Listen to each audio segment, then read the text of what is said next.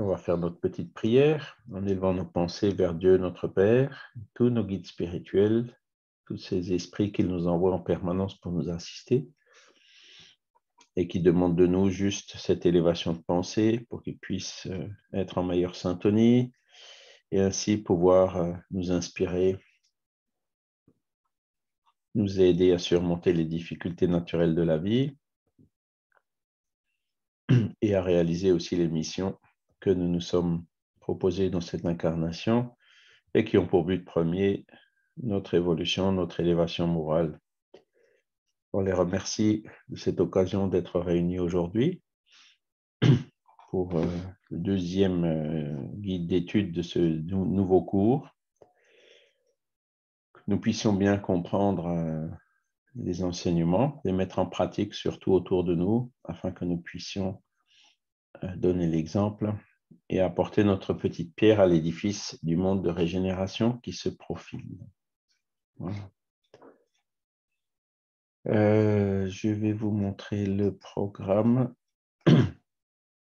Donc le voilà, la semaine dernière, on avait donc vu l'introduction à l'étude du spiritisme, le contexte historique au début, enfin au XVIIIe et au XIXe siècle en Europe. Et aujourd'hui, on va regarder le module numéro 2, le spiritisme, définition et but. Qu'est-ce que c'est que le spiritisme, hein? Voilà. Et donc, ce module, il y a 7 guides d'études. Le suivant, la semaine prochaine, on verra les phénomènes qui ont précédé le spiritisme, Heizville et les tables tournantes. Pardon, les points principaux de la philosophie spirit, c'est quels sont les enseignements qui seront développés dans la suite. Ensuite, les phénomènes qui ont précédé le spiritisme. Ensuite, on verra un peu une biographie d'Allan Kardec, la méthodologie qu'il a employée pour codifier le spiritisme. Et on va rapidement présenter les fameux 5 livres et leur contenu rapidement. Donc ça, ce sera le 20 février. Voilà. Oups. Il n'y a rien à faire ici. Et donc, on va passer au fascicule. Donc, page 12. Voilà. Spiritisme, définition et but. Vous voyez bien mon écran, hein? Je pense. Donc, pour commencer, qu'est-ce que c'est que le spiritisme? D'où vient le mot spiritisme? Et donc, ça a maintenant été prouvé que le mot spiritisme, la première fois qu'il apparaît quelque part en France, c'est le 18 avril 1857, dans le Livre des Esprits. C'est un mot qui n'existait pas avant, en français du moins. Il y avait le mot spiritisme, sans E en anglais, qui existait déjà depuis quelques années, qui était relativement peu utilisé et qui avait même un sens un petit peu différent du spiritisme. Mais en français, non, le mot n'a jamais existé. Le premier qui l'a utilisé, et donc c'est un néologisme, comme on dit, c'est Allan Kardec. Et il se justifie dans l'introduction du Livre des Esprits en disant que pour les choses nouvelles, il faut des mots nouveaux, ainsi que le veut la clarté du langage pour éviter la confusion inséparable du sens multiple des mêmes termes. Effectivement, si on utilise les mêmes mots pour des choses nouvelles, après le mot il veut dire beaucoup de choses et on aura du mal à se comprendre quand on utilise ce mot, puisque si un mot a plusieurs sens, quand on l'utilise, chacun le comprendra entre guillemets un peu à sa manière. Alors que quand en définissant un nouveau mot pour une nouvelle chose, en principe, ça lève cette ambiguïté, même si, pardon, en français, le mot spiritisme, quand vous regardez dans Wikipédia, la définition, c'est une véritable catastrophe, quoi. En gros, dans Wikipédia, et ça c'est noyauté par des anthropologues, certaines catégories scientifiques qui verrouillent complètement la définition de Wikipédia. On avait essayé à un moment donné de le faire corriger. En gros, tout et n'importe qui a raconté de juste ou de faux un jour sur le spiritisme, pour eux, c'est devenu du spiritisme, quoi. Donc voilà. La définition, elle commence, le spiritisme est une superstition. Donc la définition commence par un jugement. alors que les dictionnaires ne devraient pas donner de jugement. Donc, c'est complètement, c'est la page spiritisme dans Wikipédia en français, c'est la seule dans le monde. Hein. Vous allez partout, enfin, dans plein d'autres langues, vous verrez que les définitions sont correctes. Mais en français, c'est complètement noyauté et c'est mauvais. La seule chose qu'on avait réussi à faire, c'est de créer une autre page. On a mis spiritisme, entre parenthèses, Alan Kardec. Et donc, elle est heureusement citée au début de celle qui dit n'importe quoi. Hein. Et donc, quand vous allez dans ce spiritisme Alan Kardec, donc c'est une personne qu'on connaît, hein, qui s'occupe beaucoup de maintenir cette page Wikipédia à jour. Là, vous avez des informations correctes sur ce que c'est vraiment le spiritisme, en accord avec celui qui a défini le mot pour la première fois, donc qui est Alan Kardec lui-même. D'accord? Donc ça, c'était seulement bon, pour un peu montrer que ben, voilà, même dans Wikipédia, enfin, sur Internet en général, il faut toujours se méfier un peu de ce qu'on voit parce que selon les personnes qui contrôlent chaque page, ils vous diront quelque chose qui va dans le sens qui les arrange, même si ce n'est pas de la vérité objective. Et donc Kardec, il a fait effectivement un terme nouveau et il explique pourquoi un peu plus loin. Hein. Nous dirons donc que la doctrine spirit ou le spiritisme a pour principe les relations du monde matériel avec les esprits ou les êtres du monde invisible. Les adeptes du spiritisme seront les spirites ou, si l'on veut, les spiritistes. Voilà. Donc ça, c'est la définition que Kardec donne dans l'introduction du livre des esprits. Alors là, vous voyez le mot doctrine. Donc ce mot doctrine, Kardec l'utilisait très souvent. Aujourd'hui, c'est un mot qui sonne mal parce qu'on le confond avec un adjectif qui s'appelle endoctrinement. Et endoctrinement, c'est lavage de cerveau, etc. Donc, là aussi, une connotation très, très négative. Par contre, quand vous regardez la définition du mot doctrine, eh ben, c'est tout simplement un principe ou une idée qui est admise par un grand nombre de personnes. Voyez. Donc, le mot doctrine, il a une définition qui est tout à fait neutre. Ça ne veut pas du tout dire bourrage de cerveau. Hein. Ça veut dire, par exemple, bon, on parle d'une doctrine qui est utilisée dans un groupe scientifique ou dans un parti politique ou autre. C'est tout simplement une philosophie, une manière de voir hein, qui est partagée par un grand nombre de personnes. Donc, une définition neutre. Et ben, comme le mot doctrine sonne mal en français, par exemple, ce cours, le titre initial, c'était Étude systématisée de la doctrine spirit.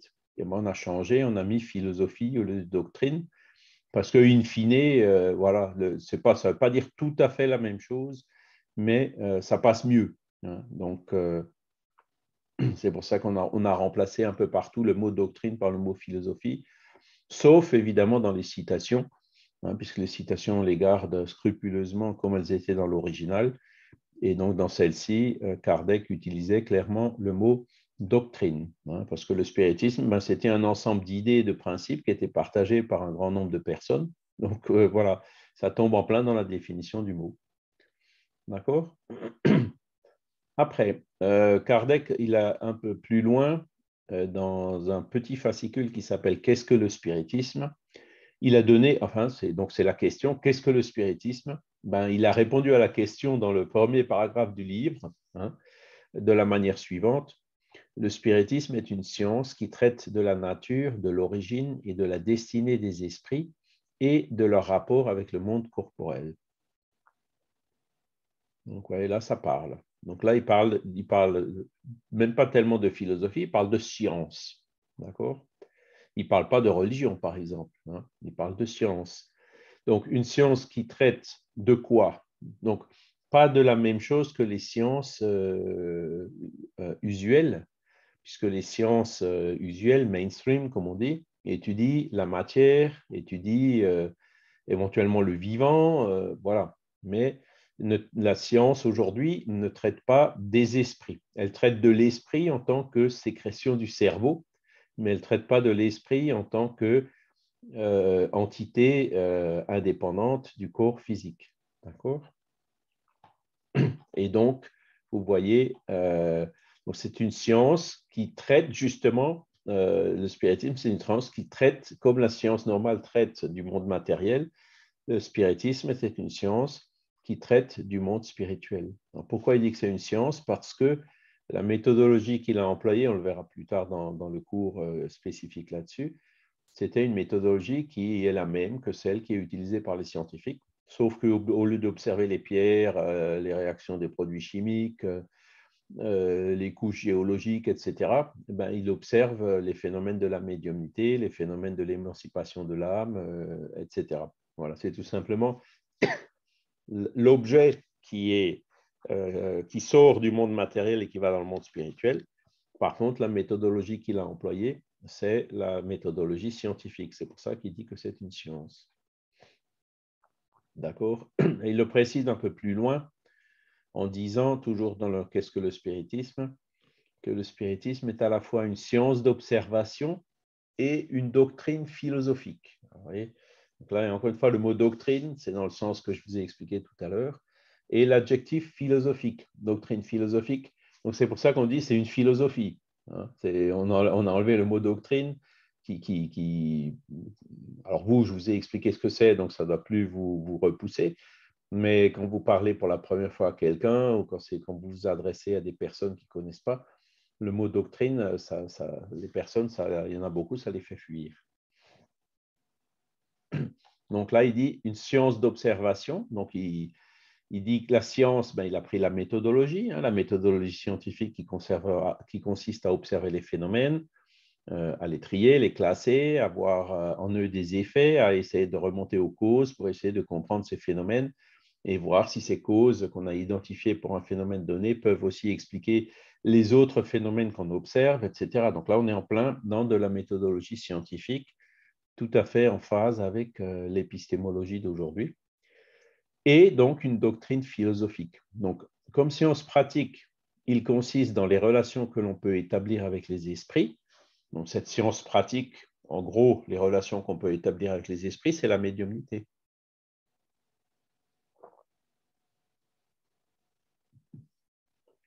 Le livre des esprits a été codifié par des médiums. C'est des questions qui ont été posées aux esprits. Les réponses qui sont dans le livre des esprits ont été données par les esprits par l'intermédiaire de différents esprits et différents médiums. Hein. Donc, en soi, la pratique, hein, le laboratoire, entre guillemets, du spiritisme, ce sont les groupes et les réunions médiumniques, d'accord, qui établissent donc des relations avec les esprits. Et pas que. Après, vous avez aussi, bien sûr, les phénomènes spontanés, les maisons hantées, les phénomènes de genre, comme il avait observé à Morzine, hein, les possédés de Morzine. Donc, tout ce qui n'était pas dans des réunions médiumniques proprement parlées, mais qui étaient des phénomènes médiumniques spontanés qui se sont produits et donc qui font partie de ces relations qu'on peut établir avec les esprits. D'accord? Et comme philosophie, il comprend toutes les conséquences morales qui découlent de ces relations. Et c'est ça qui est intéressant parce que Kardec, il y a beaucoup, au contraire de beaucoup de scientifiques qui ont commencé à observer les phénomènes et qui ont d'ailleurs continué après pendant des décennies, hein, toutes les sociétés d'études psychiques, le fameux spiritisme, entre guillemets, scientifique, hein, qui a continué avec les Charles Richet, en Angleterre avec les William Crookes, avec la Société de recherche psychique de Londres, des sociétés d'études psychiques, il y en avait, je ne sais pas, une dizaine ou peut-être même une quinzaine ou même plus en France. Hein. Et donc, ces sociétés ont vécu jusqu'à l'entre-deux-guerres. Dans l'entre-deux-guerres, Jean Meyer avait créé l'Institut métapsychique international à Paris, qui existe toujours, hein, rue de l'Aqueduc, derrière la gare de l'Est, là-bas, enfin, entre la gare de l'Est et la gare du Nord. Il y a toujours encore l'Institut métapsychique international, donc plus que centenaire maintenant, créé par Jean Meyer en 1919, existe toujours aujourd'hui. Et ils conservent dans leurs archives, dans des malles notamment, les moulages en plâtre qui avaient été faits des phénomènes de matérialisation en utilisant de la paraffine. Donc, les esprits moulaient les matérialisations dans la paraffine. Et ensuite, ils utilisaient cette paraffine pour faire un contre-moule en plâtre. Et ces objets sont toujours encore conservés à l'Institut métapsychique international. Donc là, vous voyez, il y a eu tout un courant qui a étudié les phénomènes, mais qui n'est pas allé plus loin, qui a étudié les phénomènes pour pour prouver que la matérialisation existe, pour prouver que la télépathie existe. Hein, vous avez Limi, la dernière fois que j'y étais, ils utilisaient un protocole appelé protocole de Ganzfeld.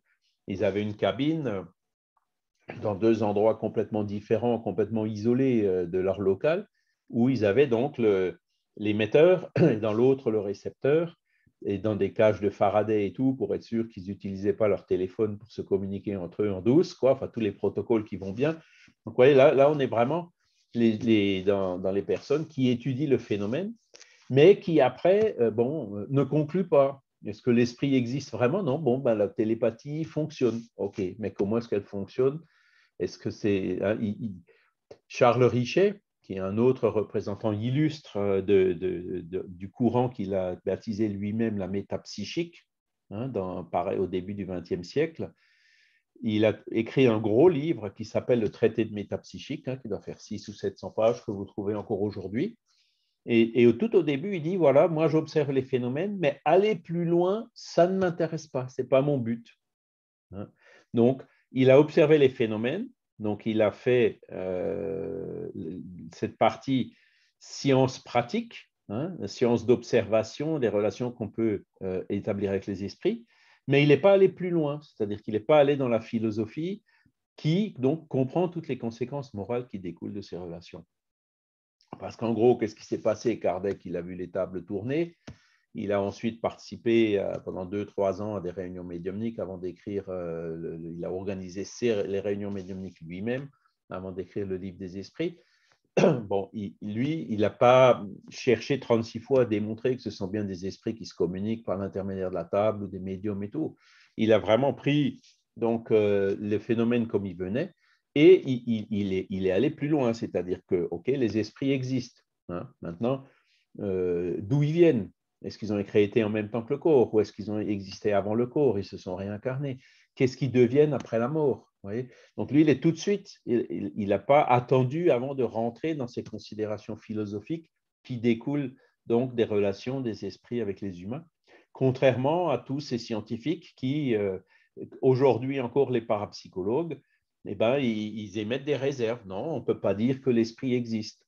Hein, il devrait au moins dire qu'il y a une hypothèse qui suggère l'existence de l'esprit. Donc, en prenant cette hypothèse, qu'est-ce qu'on peut en déduire? Ben, ils ne vont même pas jusque-là, quoi. Ils en restent au phénomène pur et dur, à chercher à redémontrer une énième fois qu'il y a des messages, que ces messages que le médium ne connaît pas, que ce sont des éléments objectifs, etc.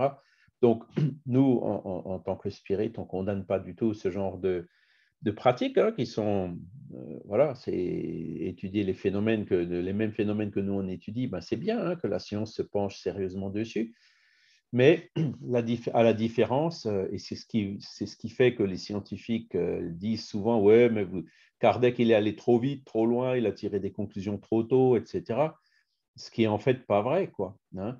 Il a tout simplement, comment dire, il s'est pas mis ses œillères hein, pour dire, j'en reste là et je ne cherche pas à aller plus loin, hein, comme l'écrivait clairement Richet. C'est la seule différence qu'il y a. Voilà.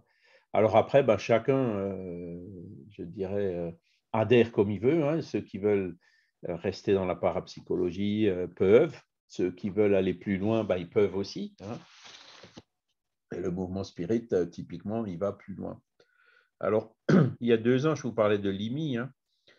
On a été invité avec Jérémy donc à donner une conférence à l'Institut Métapsychique International. C'était, je pense, il y a à peu près une dizaine d'années.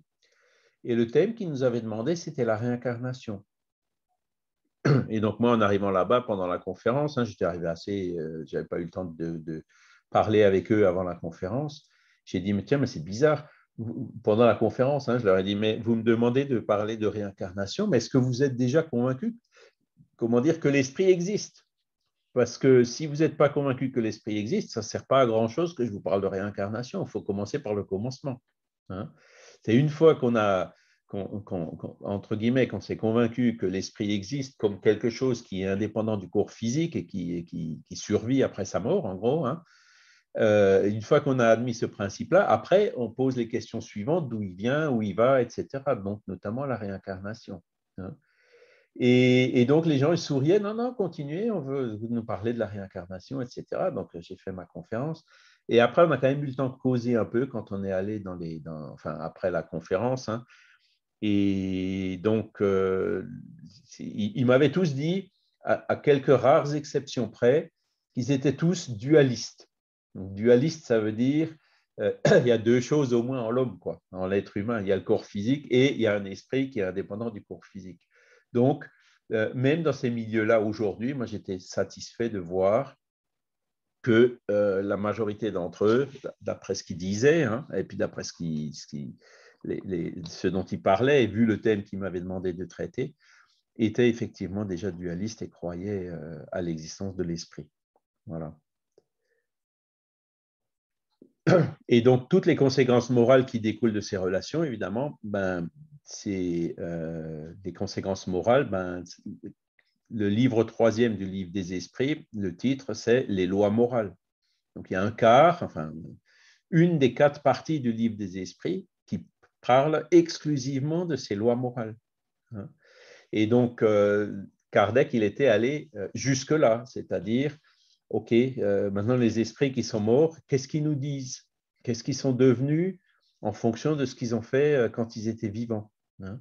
Et là, c'est ce genre d'expérimentation, donc ces communications, vous en aviez plein déjà dans celles qu'il recevait quand il a écrit le livre des esprits. Il y en a quelques-unes qui sont d'ailleurs consignées dans le livre des esprits. Et il en a mis après dans la revue Spirit, et puis aussi, surtout, dans la deuxième partie du Ciel et l'Enfer, hein, qui est exclusivement consacrée aux communications des esprits. Qu'est-ce qu'ils sont devenus en fonction de ce qu'ils ont fait quand ils étaient vivants. Et donc là, on a quelque part une observation qui est quasi directe et où les esprits viennent témoigner de ce qui leur est arrivé après leur mort, selon les différentes circonstances de leur vie. Et donc, les esprits, clairement, ils disaient, ben voilà, j'ai passé une vie d'opulence, d'excès en tout genre, etc. Et quand je suis arrivé dans le monde des esprits, eh ben, ça m'a fait drôle, je suis tombé bien bas. Hein. Alors qu'un autre qui dit, ben moi, j'avais une vie de sacrifice, j'étais tombé dans la mendicité et tout. Et puis, quand il arrive de l'autre côté, ben, on se rend compte que c'était un esprit élevé. Hein. Et donc, ces témoignages directs ont permis donc d'établir ces lois morales qui sont donc basées sur l'observation du phénomène et qui sont les lois morales. Quand on parle de morale, on parle en général des préceptes dans les religions. Hein. Donc, dans les religions chrétiennes, c'est la base des évangiles. Et puis, la morale du Christ, c'est en gros, tu aimeras Dieu par-dessus tout et ton prochain comme toi-même. Fais aux autres ce que tu voudrais que les autres fassent pour toi. Avec d'autres détails dans le sermon de la montagne, hein, entre autres. Bienheureux ceux qui souffrent parce qu'ils seront rassasiés. Bienheureux ceux qui ont faim parce qu'ils seront consolés. Bienheureux ceux qui auront faim parce qu'ils seront rassasiés et tout. Et donc, Kardec, il avait fait le parallèle entre cette morale qui avait été donnée à l'époque par Jésus, qui était celle qu'on connaissait en France, hein, et ce que racontaient les esprits, et puis il s'était rendu compte que c'était tout à fait cohérent, et heureusement. Hein, et donc, qui consistait à dire ce que les paroles déjà que Jésus avait prononcées, je ne suis pas venu détruire la loi, mais l'accomplir. Et les esprits sont venus en fait dire la même chose. D'un point de vue moral, on ne va pas vous dire autre chose que ce que Jésus vous avait dit il y a 2000 ans, hein, parce que ce qu'il avait dit, c'était vrai et ça reste toujours vrai aujourd'hui. Voilà. Ils sont juste venus donner plus de détails, expliquer ces lois morales d'une façon beaucoup plus claire, exemple à l'appui aussi avec les témoignages des esprits. Donc, Kardec, lui, il est allé, comme il dit, comme philosophie, il comprend toutes les conséquences morales qui découlent de ces relations. Donc, il ne s'est pas arrêté au phénomène, il est allé plus loin en déduisant toutes ces conséquences morales. Alors après, bon, chacun de nous a ses préférences, hein. Il y en a qui préfèrent l'aspect scientifique, mais ce que je constate, c'est que les cours qu'on fait sur les lois morales, hein, on avait commencé un peu en décembre, vous vous rappelez, la loi de liberté, les lois divines ou naturelles, ben, en fait, ce sont les cours qui ont le plus de succès, que les gens aiment le mieux, parce que ce sont des choses qui vraiment au jour le jour nous font réfléchir sur quelle est notre meilleure réponse ou attitude à avoir devant certaines situations, justement donc avec un aspect moral qui se présente. Et c'est ça qui a fait en fait que pardon, le succès du spiritisme, parce qu'il répond à des questions existentielles, il répond à des questions qu'on a vraiment dans le quotidien. Hein. Et l'Évangile selon le spiritisme, donc, qui est le troisième livre que Kardec a écrit, il l'a vraiment écrit dans ce sens-là. Hein. Ce n'est pas de la théorie, du blabla. Non, mais voilà un cas concret qu'on observe couramment dans la vie et voilà comment on peut l'analyser, voilà ce qui conviendrait de faire et ce qui conviendrait de ne pas faire, tout en laissant évidemment la liberté à chacun de le faire ou pas. Hein. Ce n'est pas des préceptes d'application obligatoires. Et donc cet aspect moral du spiritisme, c'est vraiment un des aspects fondamentaux et c'est ça qui distingue, si vous voulez, le spiritisme de ces courants qui se cantonnent exclusivement à l'aspect scientifique, hein, donc la parapsychologie aujourd'hui ou la métapsychique ou les sciences d'études psychiques de la fin du 19e et du début de la première moitié du 20e siècle. Voilà. Alors, Kardec, il approfondit encore un peu plus dans la Genèse. Il nous dit, de même que la science proprement dite a pour objet l'étude des lois du principe matériel, l'objet spécial du spiritisme est la connaissance des lois du principe spirituel. Donc, il y a deux choses dans la nature. Il y a la matière, on connaît, hein, c'est ça, la matière. Et il y a l'esprit, le monde des esprits qui est immense partout autour de nous, dans d'autres dimensions que la matière qui est donc dans les 4 dimensions, donc 3 pour l'espace, 1 pour le temps. Pour le temps. Voilà. Et là, vous voyez donc une différence entre la science matérialiste qui n'étudie que la matière et le spiritisme qui applique la méthodologie de la science, mais aussi pour le monde spirituel. D'accord ? Donc, en toute rigueur, si la définition de la science dit la science étudie la matière, le spiritisme, ce n'est pas une science non plus. Vous voyez ? Et ça revient à ce que je vous ai dit déjà dans des cours antérieurs. Hein. Kardec, il a pris le meilleur de la science, qui est la méthodologie, hein, le côté cartésien de Descartes, positif, hein, du positivisme d'Auguste Comte, la méthodologie, l'épistémologie qui est venue, qui a été codifiée que plus tard hein, par Lakatos, Kuhn et d'autres. Il a pris le meilleur. Par contre, il a enlevé les œillères matérialistes en disant la science n'étudie que la matière, hein, notamment la position et le paradigme matérialiste de la science. Il a vu qu'il y avait des phénomènes qui suggéraient effectivement l'existence des esprits, hein, que c'était des esprits des défunts qui venaient se communiquer par l'intermédiaire des tables et des médiums. Donc, il a admis ça, qu'il existe autre chose que la matière, et il a appliqué cette méthodologie scientifique, ce côté solide de la science, pour étudier ce nouveau domaine. Et d'un autre côté, donc, il y a eu des conséquences morales, comme on l'a vu. Donc, il est allé dans les religions chercher justement ces lois morales, ces diamants, comme on dit, hein, comme Léon Denis l'appelle, une expression que j'ai redécouvert l'année dernière, que l'évangile, c'est un gros panier avec plein de poussière et plein de cendres, mais dans lequel il y a encore les diamants et les perles des enseignements moraux que Jésus nous a laissés. Hein, le sermon de la montagne, le plus grand commandement, etc. Et donc, Kardec est allé chercher aussi ces diamants en enlevant toutes les scories, toutes les poussières, toutes les cendres qui ont été apportées par l'homme dans le temps. Et donc, il a gardé le meilleur de ces choses religieuses. Et donc, en associant le meilleur de la science au meilleur de la religion, il a fait le spiritisme. Donc, c'est pour ça que quand on dit que le spiritisme, c'est une science, pas dans le science matérialiste, dans le science méthodologie uniquement. Et quand on dit que le spiritisme, c'est une religion, ben, ce n'est pas dans le sens des dogmes, des rituels, de la hiérarchie sacerdotale, de la domination du peuple, des indulgences et toutes ces guerres de religion, l'intolérance, l'exclusivisme. Tout ça, il l'a laissé de côté et il a vraiment pris que le meilleur des religions. Et le spiritisme, en fait, c'est l'association du meilleur des deux. Voilà. Et on continue. Donc, après, il parle justement de cette question religieuse. Donc, ça, c'est le discours qu'il a fait en novembre 1868, le dernier discours avant sa mort à la Société parisienne des études spirites. C'est paru dans la Revue Spirit de décembre 1868. Et c'est vraiment la référence sur ce sujet.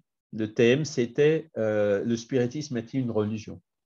Et heureusement que Kardec il nous a laissé cet écrit parce que ça clarifie énormément les choses et ça nous explique pourquoi on a encore aujourd'hui cette incompréhension. Les Brésiliens, par exemple, qui disent que le spiritisme, c'est une religion. Et quand ils viennent en France, les gens, quand ils entendent ça, ils se lèvent et ils sortent de la salle. Et c'est vraiment un problème culturel, que ce n'est pas une question de mots, mais aussi un problème de culture qui est très, très difficile à faire comprendre aux personnes qui ont une culture différente.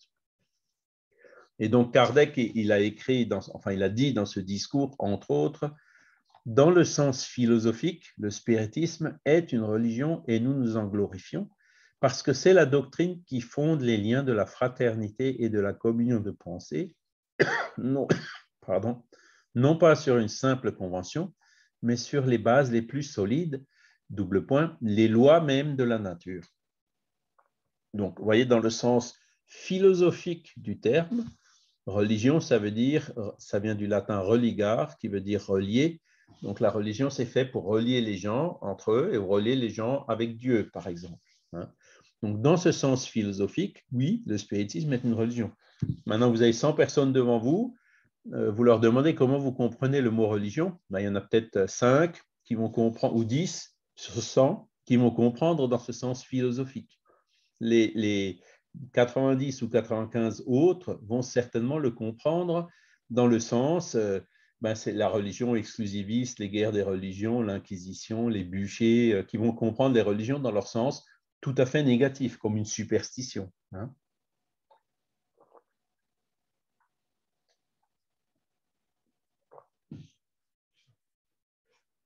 Et donc, Kardec, il continue. Pourquoi donc avons-nous déclaré que le spiritisme n'est pas une religion? Et ça, effectivement, Kardec, il n'a jamais déclaré le spiritisme comme étant une religion. Il a hésité, on le voit maintenant dans certains documents originaux, il a hésité, il a souffert des pressions pour déclarer le spiritisme comme une nouvelle religion, mais il ne l'a jamais fait, et heureusement. Et donc, pourquoi? Par la raison qu'il n'y a qu'un mot pour exprimer deux idées différentes et que dans l'opinion générale, donc les fameux 95% dont je vous parlais tout à l'heure, le mot religion est inséparable de celle de culte, qu'il réveille exclusivement une idée de forme. Voilà, il faut prier comme ça, il faut mettre les soutanes comme ça, il faut se tourner dans le sens de telle ville au Moyen-Orient pour prier. Voilà, ça c'est ce qu'on appelle les idées de forme, le culte extérieur. Et que le spiritisme n'en a pas. Le spiritisme n'ayant aucun, et ainsi de suite, là il continue, vous pourrez voir, il n'y a pas de hiérarchie sacerdotale dans le spiritisme non plus. Le spiritisme n'ayant aucun des caractères d'une religion, dans l'acception usuelle du mot, celle qui est comprise par la majorité des gens, ne pouvait ni ne devait se parer d'un titre sur la valeur duquel on se serait inévitablement mépris. Voilà pourquoi il se dit simplement doctrine philosophique et morale. Donc, vous voyez clairement qu'en Kardec, il a clairement écrit le spiritisme n'est pas une religion, dans le sens courant du terme. Voilà. Est-ce que c'est clair pour vous? Est-ce que vous avez des questions déjà à ce stade? Oui, bonjour Charles. Oui, Bonjour bon. à tous. J'ai une question. Est-ce que les neurosciences ont étudié ce qui se passe dans le cerveau des médiums quand ils reçoivent des communications ou ils font leur travail? Oui, bien sûr. Il y en a beaucoup qui l'ont fait. Par exemple, le docteur... alors attendez, il faut que je son nom, le Canadien, là. Mario Beauregard, voilà. Mm. Lui, il a donc fait c'est un neurochirurgien qui a fait Mm. des études d'IRM sur des nonnes qui étaient en méditation. Et il arrive à la conclusion que pendant ces méditations, donc quand elles étaient dans ces phases d'émancipation de l'âme, les zones du cerveau qui travaillaient, ce n'étaient pas du tout celles qu'on attendait. Et Mm. donc, il en conclut que y a des choses qui se passent en dehors du cerveau, entre autres. Donc, ça, c'est Mario Beauregard. Mais donc, lui, il a écrit des livres, il est très connu là-dessus. Et en plus, c'est un Canadien, hein, donc il parlait français à Montréal. Mais il y a des milliers d'autres études qui ont été faites. Donc, pour ça, je vous conseille de consulter le site de... Alors, soit le LMSF, hein, on a le LMSF Mouvement Spirit francophone, donc le site c'est lmsf.org. Mm. À des années, on a fait une quinzaine hein, de congrès médecine et spiritualité depuis les années 2007, 2008, 2009. Et donc, on est en train de mettre toutes les vidéos sur YouTube, maintenant sur la chaîne YouTube du Mouvement Spirit francophone, qui s'appelle Médecine et spiritualité. Et OK. donc là, vous trouverez plusieurs conférences exactement sur ce sujet. Vous pouvez compléter aussi avec le site YouTube de l'Association internationale des médecins spirites. Hein, et il y a eu notamment le dernier congrès virtuel qu'ils ont donné qui était au mois de novembre. OK. Et Et ça, là, il c'est y a... en anglais ou en portugais? Chacun parle dans sa langue originale, mais c'est doublé hein, sur leur OK. site, c'est doublé dans 4 langues, hein, français, espagnol, anglais et portugais. OK. Hein. D'accord. Voilà. Donc, Merci. je vous conseille d'aller voir et vous verrez que là, il y a notamment une conférence de Alexander Moreira Almeida. Il cite donc toutes ces comment dire, il démontre par A plus B que l'attitude justement de ces œillères dont je parlais tout à l'heure, de la plupart des scientifiques, de rejeter quelque chose qui sort de plus en plus de l'observation des faits, ils sont vraiment dans une position dogmatique et anti-scientifique. Il arrive vraiment à parler du dogme matérialiste de la science. Parce que la science dénonçait de l'Église qu'il y avait des dogmes. En fait, la science, elle a aussi ce dogme, donc de ce paradigme matérialiste dont elle n'arrive pas à se défaire. OK. Merci. Excusez-moi, ce n'est pas tout à fait fini encore. Hein. Donc, voilà pour la base. Bon, dans le développement, il y a beaucoup plus d'illustrations. Je peux d'ailleurs vous montrer, je vais essayer de vous montrer.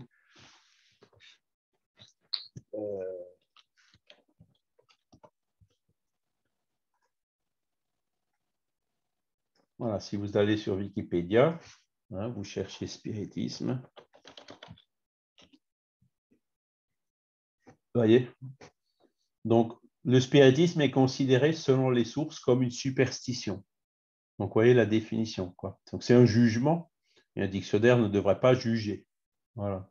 Comme une science occulte. C'est tout à fait le contraire de ce que Kardec il avait dit. Dans le spiritisme, il n'y a rien d'occulte. Hein. Tout est ouvert, écrit noir sur blanc dans les livres comme celui que Christophe nous a montré tout à l'heure. Hein. Comme une doctrine. Alors, une doctrine, oui, selon le sens du mot qu'on entend. Voyez. Il est fondé sur la croyance que certains phénomènes paranormaux sont le moyen pour les entités de l'au-delà appelées esprits, le plus souvent des personnes décédées, de communiquer avec les vivants. Voilà. Ce mot s'applique aussi de manière plus large à un courant disparate où les pratiquants appelés spirites communiquent avec ces esprits par divers moyens. Bon, vous voyez, courant disparate. Donc, tout ce que n'importe qui a un jour dit, voilà, moi je suis spirit, je suis médium spirit, attends la séance, hop, pour eux, tout ça c'est du spiritisme. Voyez. Donc, c'est pour ça qu'il faut aller là au début, vous voyez, vous avez spiritisme Allan Kardec, et quand vous allez dans spiritisme Allan Kardec, là, vous voyez, apparaît à Paris en 1857, etc. Donc là, vous avez vraiment donc, l'information correcte sur ce qu'est le spiritisme. Donc ça, c'est pour vous illustrer les choses qu'on peut trouver sur Wikipédia. Donc, il faut faire attention. Et si vous cherchez religion dans Wikipédia, voilà. Est-ce que vous voyez mon écran? C'est peut-être un peu petit. Ouais. Le spiritisme est un système, une religion est un système de pratiques et de croyances en usage dans un groupe ou dans une communauté. Bon, pour l'instant, ça va. Hein. Et la deuxième phrase, il n'y a pas de définition qui soit reconnue comme valable pour tout ce qu'il est permis aujourd'hui d'appeler religion. Je vais la relire encore une fois. Il n'y a pas de définition qui soit reconnue comme valable pour tout ce qu'il est permis aujourd'hui d'appeler religion. Donc, ça veut dire que religion, ça veut dire plein de choses. Vous voyez? Donc, c'est un mot qui a une acception très, très, très, très large et on peut mettre énormément de choses à l'intérieur de ce terme. Alors, si on va un peu plus loin, la religion peut être comprise comme les manières de rechercher et éventuellement de trouver des réponses aux questions les plus profondes de l'humanité. Oui, donc dans ce sens-là, effectivement, ça s'applique pas mal au spiritisme. En ce sens, elle se rapporte à la philosophie. Mais elle peut aussi être vue comme ce qu'il y a de plus contraire à la raison et jugée synonyme de superstition. Donc, vous voyez, est-ce que le spiritisme, c'est une superstition, comme c'est dit dans Wikipédia? Vous voyez comment les trucs se rejoignent? Si vous dites que le spiritisme est une religion, eh ben oui, voilà, c'est marqué, c'est une superstition, donc point, ça ne m'intéresse pas, je m'en vais. C'est là où vous voyez que, bon, il faut faire attention aux mots qu'on utilise. Enfin, en tout cas, un mot comme religion qui veut dire beaucoup, beaucoup de choses, qui veut dire tout et n'importe quoi, en gros, qui veut dire une chose et son contraire, ce n'est pas un mot il va apporter plus de confusion, comme disait Kardec, on se serait mépris sur le sens du spiritisme si on l'avait qualifié de religion. Et donc, ce qu'il disait il y a en 1868, donc il y a plus de 150 ans, c'est tout à fait encore valable aujourd'hui. Le mot religion en français ne s'applique pas correctement comme un qualificatif pour le spiritisme. Vous voyez? Et donc, bon, la vérité, c'est ça. Hein, c'est que le spiritisme, c'est un mot qui n'existait pas. Jamais personne n'a réussi à trouver le mot spiritisme, et pourtant, il y a eu des recherches du CNRS et tout, avant le livre des esprits en 1857 en langue française. Hein. Je pourrais vous donner, pour ceux que ça intéresse, les origines du mot spiritisme en anglais. Hein. Il a été utilisé 3 ou 4 fois avant le livre des esprits et dans un sens différent. Hein. Donc, c'est vraiment un néologisme qui avait été introduit par Kardec. Il parle d'amphibologie. Amphibologie, c'est les mots qui ont plusieurs sens. Un mot qui veut dire une chose et une chose complètement différente. Si on a trop de mots comme ça dans une langue, les gens ne se comprennent plus. Hein, si on veut être précis, c'est sûr que c'est quand même mieux quand chaque mot il a son sens. Voilà. Alors, il reste encore 10 minutes, mais on ne va pas tout voir. Dans l'Évangile selon le spiritisme, Kardec nous dit, le spiritisme est la science nouvelle qui vient révéler aux hommes par des preuves irrécusables, donc les phénomènes médiumniques de table tournante et autres, l'existence et la nature du monde spirituel, donc qui est en dehors du monde matériel, et ses rapports avec le monde corporel. Il nous le montre non plus comme une chose surnaturelle, donc surnaturel, ça veut dire au-dessus de la nature.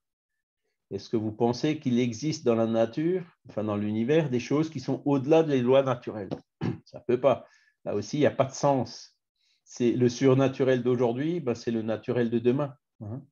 Les hommes préhistoriques, quand ils voyaient tomber la foudre, les dieux se mettaient en colère, c'était quelque chose de surnaturel. Aujourd'hui, la foudre, ben, on comprend que c'est l'électricité qui s'accumule dans les nuages dans certaines conditions et qui, de temps en temps, vient se décharger sur la Terre. Voilà. Le surnaturel, il est devenu naturel. Et donc, le surnaturel n'existe pas.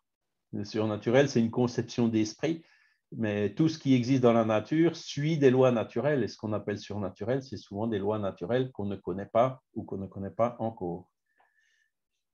Et donc, pareil, hein, les manifestations, les tables qui bougent et tout, ça n'a rien de surnaturel, mais c'est une des forces vives et incessamment agissantes de la nature, comme la source d'une foule de phénomènes incompris jusqu'alors et rejetés par cette raison dans le domaine du fantastique et du merveilleux. Alors, pareil, le fantastique, le merveilleux, c'est des tiroirs dans lesquels on vient mettre les choses qui ne nous arrangent pas. Hein, voilà.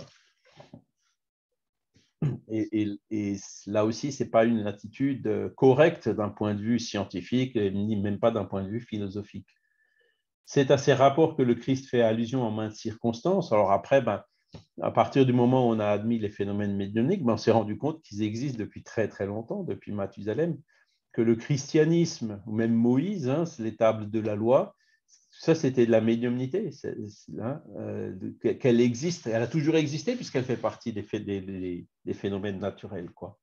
Et toutes les religions, notamment le christianisme, est basé sur des phénomènes médiumniques. Le Christ qui guérit les lépreux et tout ça, c'est peut-être pas forcément médiumnique, mais ça fait intervenir les fluides du monde spirituel pour le rétablissement de la santé, par exemple. Ou Jésus qui apparaît à Marie-Madeleine ou à ses apôtres, la Pentecôte, l'Esprit Saint qui descend sur les apôtres. Là, c'est typiquement de la médiumnité, de la matérialisation. Et quand vous allez dans les Védas, quand vous regardez Mahomet, Mahomet aussi a reçu par la médiumnité le Coran. Et donc, toutes les religions, partout où qu'on aille, on verra que ces lois médiumniques ont toujours existé. Et ça, c'est d'un côté, le spiritisme est humble, il dit on n'a rien inventé. De l'autre côté, il dit regardez, donc ce qu'on est en train d'observer, ça existe déjà depuis très longtemps. Donc ça donne en fait plus de force au spiritisme. Voilà. Beaucoup de choses qu'il a dites, que Jésus a dites, sont restées inintelligibles, ont été faussement interprétées. Et le spiritisme est la clé à laquelle tout s'explique avec facilité. Alors, tout s'explique avec facilité, ça va peut-être un peu vite, mais disons, on comprend beaucoup, beaucoup mieux. Voilà. Donc, le but du spiritisme, on l'a vu, la science étudie la matière, le monde corporel, le monde physique. Le spiritisme, il étudie le monde spirituel en utilisant la méthodologie de la science.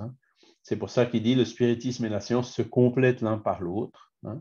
La science sans le spiritisme se trouve dans l'impuissance d'expliquer les phénomènes par les seules lois de la matière, parce qu'elle ne veut pas les voir. Et le spiritisme sans la science manquerait d'appui et de contrôle, ou en d'autres termes, manquerait de méthodologie. Et ça, il y a un chapitre que Kardec a écrit qui est très, très clair là-dessus. Je vous conseille de le lire, mais moi, je dois vous avouer que c'est le premier chapitre de la Genèse qui s'appelle « Caractère de la révélation spirit ». Je l'ai lu au moins 20 fois et j'ai dû le lire 3 fois avant de le comprendre. Et même aujourd'hui, quand je le relis, j'y découvre encore des choses que je n'avais pas perçues dans toute leur profondeur. Voilà. Après, vous avez aussi, donc là, c'est la méthodologie que Kardec a employée. Donc, il avait étudié chez Pestalozzi, comme on le verra. Et Pestalozzi, c'était une étude qui induisait les élèves à aller voir les phénomènes de la nature et puis à chercher eux-mêmes, à les expliquer, à en déduire les lois qui les gouvernent. Donc, c'est toute une méthodologie qui venait déjà de loin, des principes d'éducation de Rousseau, Pestalozzi et autres. Et l'épistémologie, donc la méthodologie scientifique, ça n'a été établi que par Karl Popper, Imre Lakatos ou Thomas Kuhn. Pour ceux que ça intéresse, vous pouvez regarder. Et eux, ils ont dit qu'est-ce que c'est que la science? Comment est-ce que la science fonctionne? Comment est-ce qu'elle résonne? Quelles sont les précautions? Quelles sont les procédures, etc. Et en fait, Kardec, il appliquait déjà ça de façon assez intuitive, avant même, plusieurs décennies avant que ces livres et ces méthodes ne soient établis par ces hommes de science. Thomas Kuhn, il est d'ailleurs assez récent, puisqu'il a écrit ses livres dans les années 70, 80, et lui il parle notamment des révolutions scientifiques. Vous aviez la physique classique avec Newton et tout, qui est resté valable. Il a commencé à y avoir quelques anomalies. La période de rotation de Mercure autour du Soleil, selon les équations de Newton, il y avait une erreur de 10 ou 20 minutes, qui était vraiment appréciable et mesurable avec les télescopes et tout. Et on ne comprenait pas pourquoi il y avait cette différence de 20 minutes. Et d'un coup, il y a boum, Einstein qui est venu en 1905 avec sa théorie de la relativité. Et voilà. Là, maintenant, je vous explique pourquoi il y a ces 5 minutes d'écart. Donc, Newton, il a raison dans certaines limites, mais quand on se rapproche du Soleil, des grandes énergies ou des grandes vitesses, ça ne fonctionne plus, donc il faut appliquer ça. Voyez, donc c'est une révolution scientifique, il y a un nouveau modèle, un nouveau paradigme qui est venu substituer l'ancien qui n'arrivait déjà plus à expliquer tous les phénomènes où il y avait beaucoup d'anomalies. Et donc, Kuhn, il dit, ben, la science, elle évolue comme ça.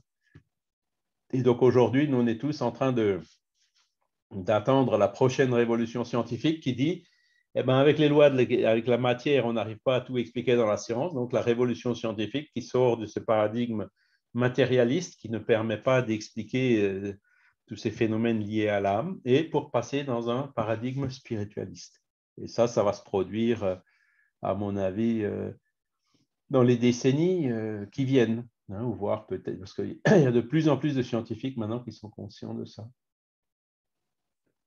Et le principe de falsifiabilité, hein, donc ça c'est Karl Popper, une loi scientifique est vraie que jusqu'au jour où il y a quelqu'un qui démontre le contraire.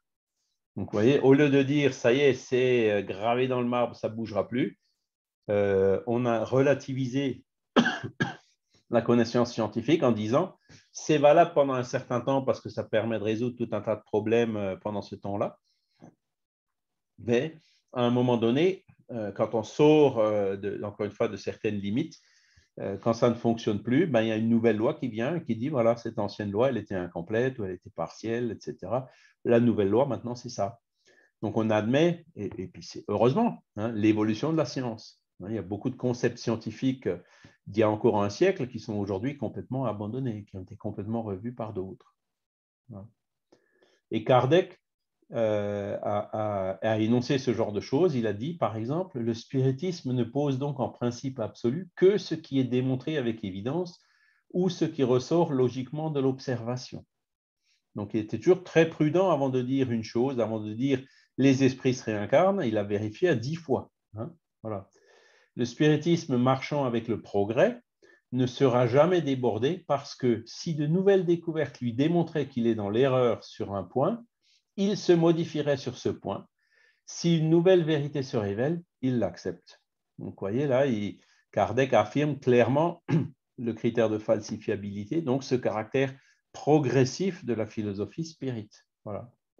Alors après, si de nouvelles découvertes lui démontraient qu'il est de l'erreur sur un point, ça veut dire il faut qu'il y ait des nouvelles découvertes qui démontrent. Il ne faut pas juste que ce soit X, Y ou Z. Ah, moi, je pense que ce n'est pas comme ça, je pense que c'est autrement, donc il faut tout changer dans autrement.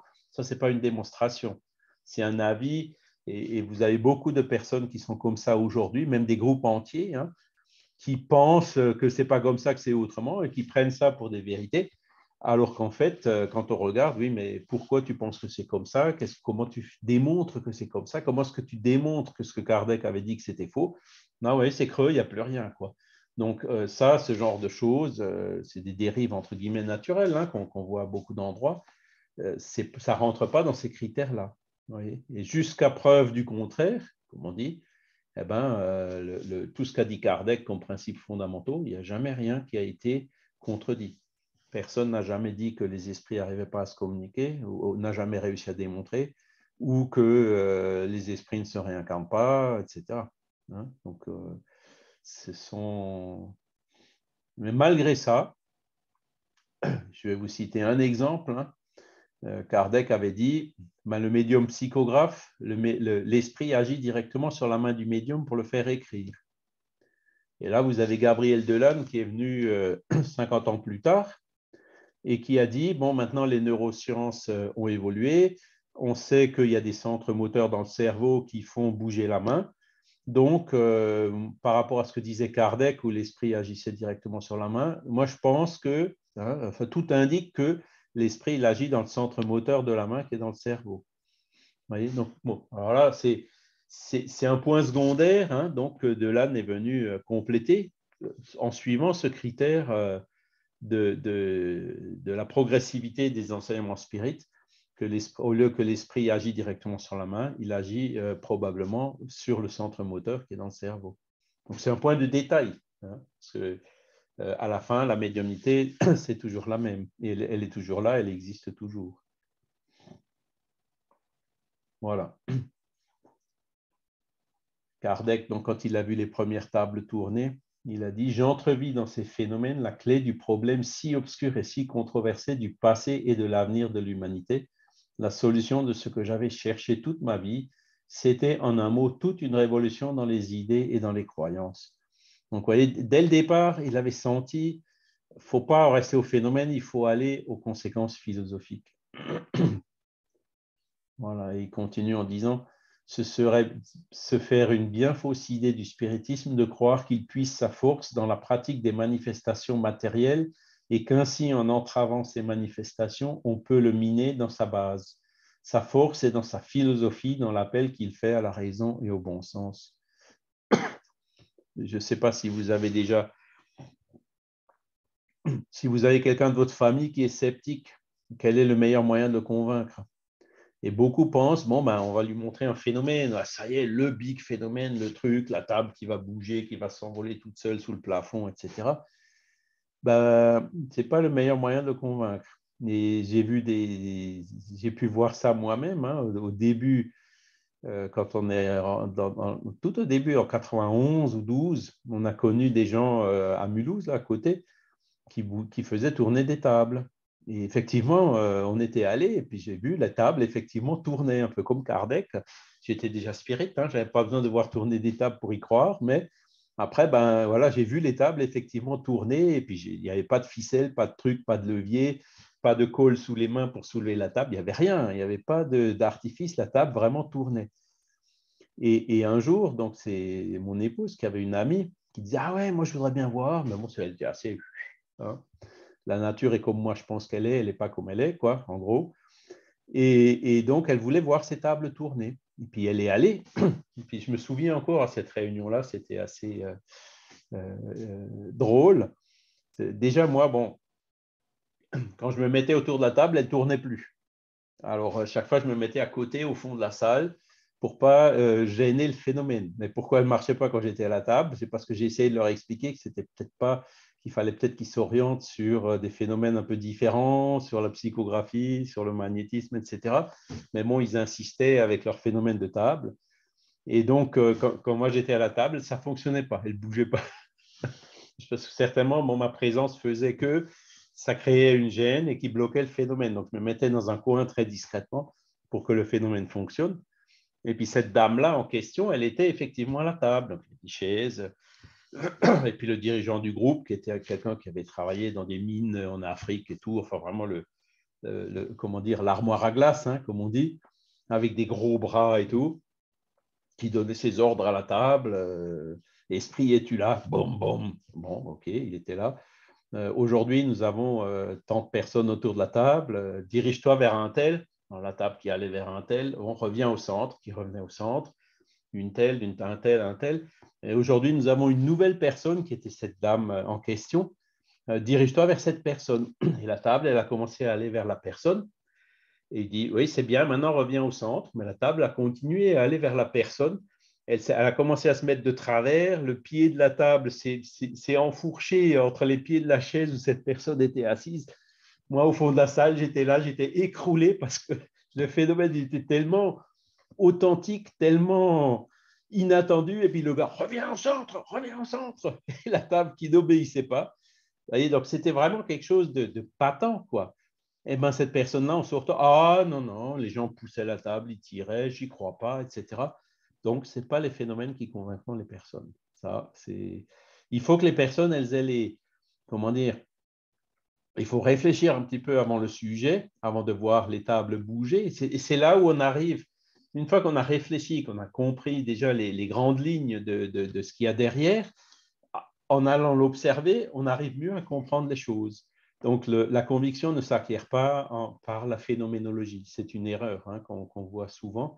Elle s'acquiert par la réflexion. Il faut réfléchir à ces questions fondamentales. Et la personne qui dit « je veux voir pour croire », souvent, 9 fois sur 10, elle verra, mais elle ne croira pas plus après avoir vu qu'avant. Voilà. Et donc, Kardec, il explique ça ici. Hein. Le spiritisme se présente sous 3 aspects différents. Le fait des manifestations, les principes de philosophie et de morale qui en découlent, et l'application de ces principes. Vous voyez?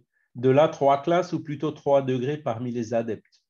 premièrement, ceux qui croient aux manifestations et se bornent à les constater, donc c'est les psychistes, les parapsychologues et autres, hein. C'est pour eux une science d'expérimentation. Deuxièmement, ceux qui en comprennent les conséquences morales. Donc voilà, j'ai compris, effectivement, l'esprit existe, il faut essayer de faire le bien, etc. Et ça, en soi, ça ne suffit pas. Donc c'est pour ça qu'il y a encore la troisième catégorie.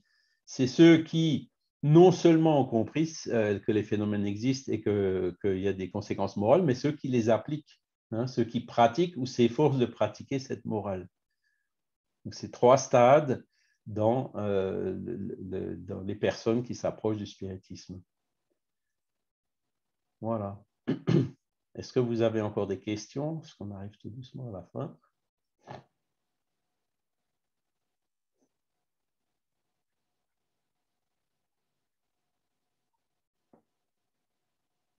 Pas de questions? J'ai été clair ou...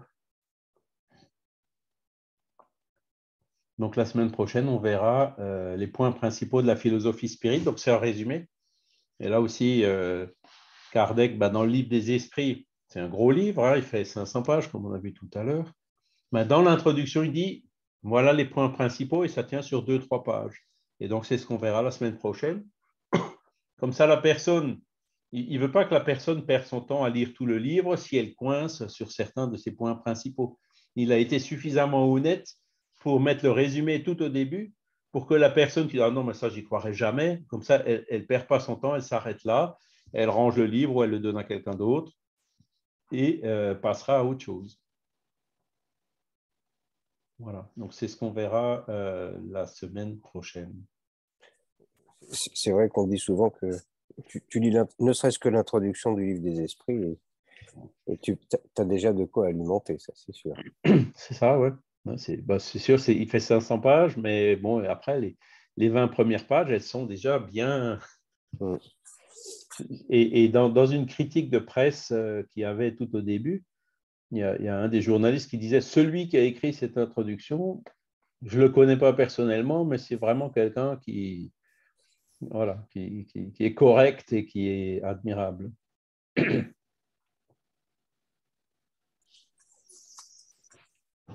Voilà.